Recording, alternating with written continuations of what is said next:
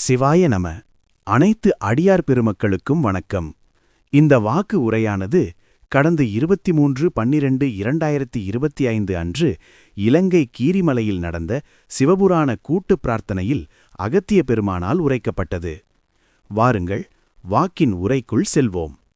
இறைவா, நீயே அனைத்தும். இறைவா, நீ நன்றாக இருக்க வேண்டும்.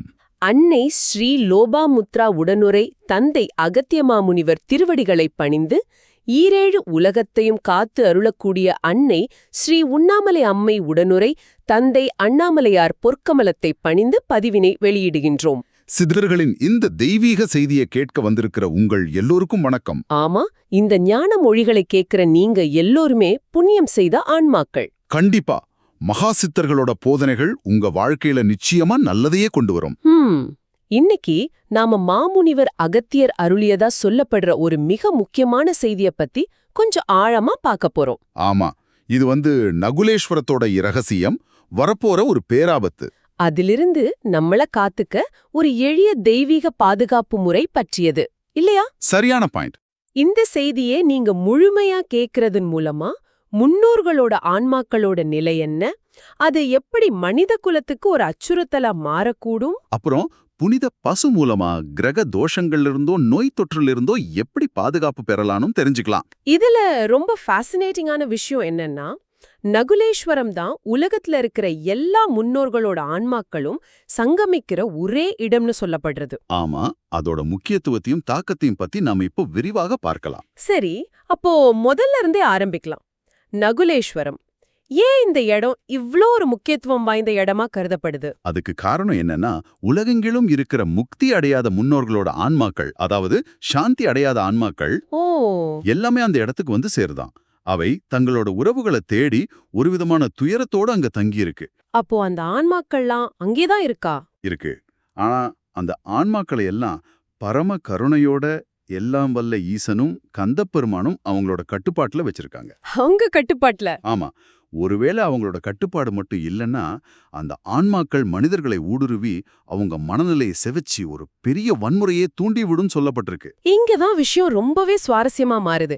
இந்த ஆன்மாக்கள் எப்படி ஒரு நவீன கால அச்சுறுத்தலா மாறுதுன்னு இந்த குறிப்புகள் சொல்லுது. இதுதான் இந்த குறிப்புகள்ல இருக்கிற ரொம்பவே திகைக்க வைக்கிற ஒரு விஷயம். முக்தி அடையாத அந்த ஆன்மாக்கள் வைரஸ் அப்படிங்கிற நுண்ணீரிகளா உருமாறும் சக்தி கொண்டவைன்னு அந்த மூலக்குறிப்பு சொல்லுது. வைரஸாவா? இது ரொம்பவே ஆச்சரியமா இருக்கே. ஆமா, இந்த நுண்ணுயிரி மூக்கு வழியா உடம்புக்குள்ள போய் முதல்ல இதயத்தையும் அப்புறம் வயித்தையும் தாக்கி எல்லா உறுப்புகளையும் செயலிழக்க செய்து உயிரை பறிக்கும் தன்மை கொண்டதுன்னு எச்சரிக்கை செய்யப்பட்டிருக்கு. அப்படியானால் இவ்வளவு பெரிய ஒரு ஆபத்திலிருந்து தப்பிக்க வழி என்ன? ஏதாவது சொல்லிருக்கா? இதுக்கு முதன்மையான அதே சமயம் ரொம்ப எளிமையான ஒரு தீர்வா புனித பசுவை முன்வைக்கிறாங்க. பசுவா? ஆமா, இத ஒரு 3 முக்கிய புள்ளிகளா நம்ம பிரிக்கலாம்.